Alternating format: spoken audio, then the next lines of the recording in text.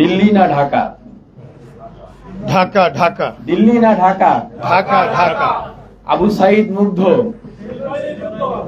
দেখছেন 5 আগস্টের পরে আমরা অলিতে গলিতে শহরে নগরে বন্দরে এই স্লোগান শুনতাম না?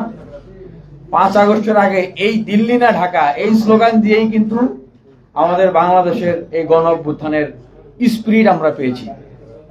অভ্যুত্থানের মূল মন্ত্র ছিল এই স্লোগানটা। 5 আগস্টের পরে আমরা স্লোগান শিখলাম, স্লোগান ধ্বনি তুললাম, আবু সাইদ মুগ্ধ, শেষ হয়নি যুদ্ধ। এখন কিন্তু এই স্লোগানগুলো আমরা কি শুনি? এখন স্লোগানগুলো শোনা যায়? আমরা ভুলে গেছি, আমরা অনেকটা ভুলে গেছি। যেহেতু জুলাই ঘোষণাপত্রের বিষয়ের আজকের এই অনুষ্ঠান, এর জন্য আমি মনে করিয়ে দিলাম যে এই স্লোগানগুলো ছাড়া জুলাই ঘোষণাপত্র অসম্পূর্ণ। দ্বিতীয় নাম্বার, আমাদের এই জুলাই অভ্যুত্থানে কতজন শহীদ হয়েছে বলতে পারবেন? মোট কতজন? কতজন আহত হয়েছে মোট বলতে পারবেন? সরকারের কোনো হিসাব আছে? সরকারি যদি কোনো হিসাব না থাকে এই 10 মাসে কতজন শহীদ হয়েছে, কতজন আহত হয়েছে, তাহলে আপনি জুলাই ঘোষণাপত্রটা শুরু করবেন কি দিয়ে? আমরা এখন দেখছি যে, আমি ছোট মানুষ, আমি সকল রাজনৈতিক দল ব্যক্তি সবার প্রতি শ্রদ্ধা জানিয়ে বলছি, কারণ বাংলাদেশে যত রাজনৈতিক দল যারা ফ্যাসিবাদের বিরুদ্ধে লড়াই সংগ্রাম করেছেন, আমারও সবার সাথে জেল রিমান্ড খাটার অভিজ্ঞতা হয়েছে। আমি সম্মান এবং শ্রদ্ধার জায়গা থেকে বলছি। এখন অনেক রাজনৈতিক দলের অনেক নেতারা বলছেন যে তারা এই জুলাই অভ্যুত্থানের নেতৃত্ব দিয়েছেন, তাহলে ওই ঘোষণাপত্র লেখার সময় কি তাহলে তাদের নাম দিয়ে ঘোষণাপত্র শুরু হবে, না এই শহীদ আহত তাদের নাম দিয়ে আমরা আসলে ঘোষণাপত্রটা শুরু করব? এখনো যদি এই শহীদ আহতদের তালিকা চূড়ান্ত রাষ্ট্র করে না পারে, সম্পন্ন করতে না পারে, তাহলে আপনি আমি কিভাবে বলবো যে আগামী 10 দিন পরে আসলে জুলাই ঘোষণাপত্র আসবে? হ্যাঁ, আসতে পারে, সম্ভাবনা আছে। সেটা কিভাবে? বাংলাদেশ স্বাধীন হওয়ার পরে আমরা যেরকম ঘোষণাপত্র পেয়েছিলাম না, সেই সময় সংবিধানের ঘোষণাপত্র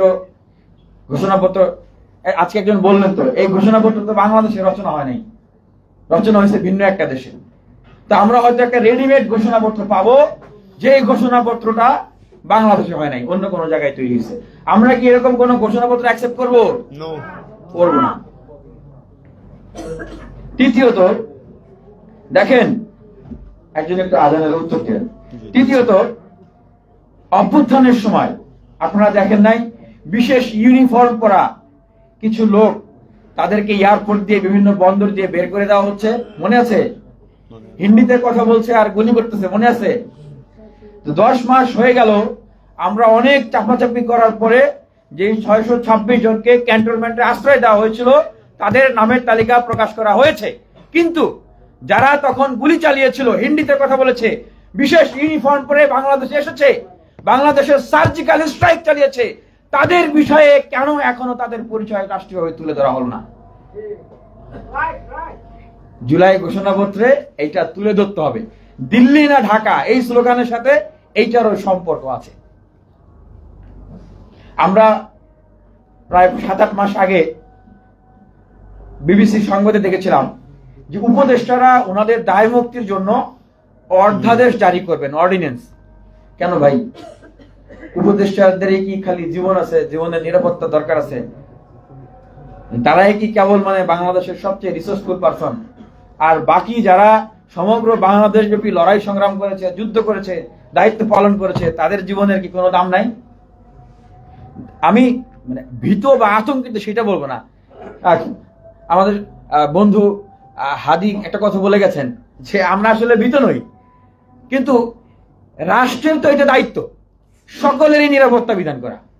যেখানে একটা ঘোষণাপত্র করে এই দেশের অভ্যুত্থানটাকে সংরক্ষিত করা, এই দেশের এই জনপদ, এই দেশের ঐক্য সংহতি, ভবিষ্যৎ রাজনীতির পথ, ভবিষ্যৎ বাংলাদেশ কিভাবে চলবে সেটিকে সংরক্ষণ করার কথা, সেখানে এগুলো বাদ দিয়ে ওনারা নিজেদের জীবন কিভাবে সংরক্ষণ থাকবে এবং নিজেরা যা যা করে যাবে সেটাই নিয়ে যেন প্রশ্ন না ওঠে, কেবলমাত্র ওই জিনিসটা ওনারা মনোযোগ দিলেন। জানি না আসলে সেই অধ্যাদেশের বিষয়টি এখন কোন পর্যায়ে আছে। এটা হচ্ছে নেক্সাস ডিফেন্স এন্ড চতুর্থ বলবো, জাস্টিস। জুলাই ঘোষণাপত্র তৈরি করার দায়িত্ব কে নিয়েছেন ভাই? এখন কে নিয়েছেন? সরকার দায়িত্ব নিয়েছেন না? সরকার নিয়েছেন তো। এখন সরকার জুলাই ঘোষণাপত্র নিয়ে সমসাময়িক সময়ে টেলিভিশনে, মিডিয়াতে বা রাজনৈতিক দলগুলোর সাথে যখন বৈঠক হয়, সেই বৈঠকে কতবার কথা বলেন, কতবার আলোচনা করতে দেখেছেন কখনো? রাজনৈতিক দলগুলোর জায়গা থেকে যে জুলাই ঘোষণাপত্র লাগবে এরকম কোন দাবি, শক্তিশালী দাবি আপনারা উত্থাপন হতে দেখেছেন? নাই। কথা বলেন না কেন ভাই? দেখেছেন? নাই। দেখেন নাই। আমরা আওয়ামী লীগ নিষিদ্ধের জন্য আন্দোলন করলাম। খুব দুঃখ ভারাক্রান্ত মন নিয়ে বলতে হয় যে তখন অনেক বড় রাজনৈতিক দল বা ছাত্র সংগঠনকে আমরা রাজপথে দেখি নাই আন্দোলন করার জন্য। আমি আমার ব্যক্তিগত অভিজ্ঞতা থেকে বলছি, বাংলাদেশে 5 আগস্ট পূর্ববর্তী সময় অভ্যুত্থানের সময়ে অভ্যুত্থানের যেই সকল রাজনৈতিক শক্তিকে এবং বিভিন্ন সামাজিক শক্তি বা বিভিন্ন শক্তিকে আমরা দেখেছি, নাগরিক শক্তিকে অংশগ্রহণ করতে, 5 আগস্টের পরে এখন পর্যন্ত আরো 2টি বৃহৎ ঘটনা ঘটে গেছে। এক ছিল ছাত্রলীগের নিষিদ্ধ, আর একটা ছিল আওয়ামী লীগের নিষিদ্ধ, যেটা একই অভ্যুত্থানের একই মানে স্পিরিটের সাথে যায়। কিন্তু এই ছাত্রলীগ নিষিদ্ধের বিষয়ে আমরা বৃহৎ ছাত্র সংগঠন বর্তমানে বাংলাদেশের আমরা তাদেরকে আন্দোলন করতে দেখিনি, তাদের মাঠে কোনো সরব উপস্থিতি ছিল না। আবার আওয়ামী লীগ নিষিদ্ধের আন্দোলনে বৃহৎ রাজনৈতিক দলের মাঠ পর্যায়ের কোনো তৎপরতা আমরা কিন্তু দেখিনি। কেন? এইটা আসলে কেন? মানুষের মনে কি সন্দেহ সংশয় জাগে না? মানুষ কি বুঝে না? এই প্রশ্নগুলোর মানুষের মনে কিন্তু রয়ে গেছে, মানুষের মনে কিন্তু থেকে গেছে। সুতরাং এই যে ঘোষণাপত্রের বিষয়ে যদি আমরা তাদেরকে এইভাবে করে চুপ থাকতে দেখি, তাহলে হয়তো মানুষ এবার মুখ খুলবে যে আসলে কেন এই সমস্ত বিষয়ে ওনারা তৎপর হন না। পঞ্চম যেটা বলবো, পৃথিবীর প্রত্যেকটা দেশেই গণ অভ্যুত্থানের পরে একটা বিপ্লবী সরকার অথবা জাতীয় সরকার হয়, নাকি ভুল বললাম? Immigration to Canada. We provide the best quality service and solution for Canada immigration. Please visit our website and contact for details.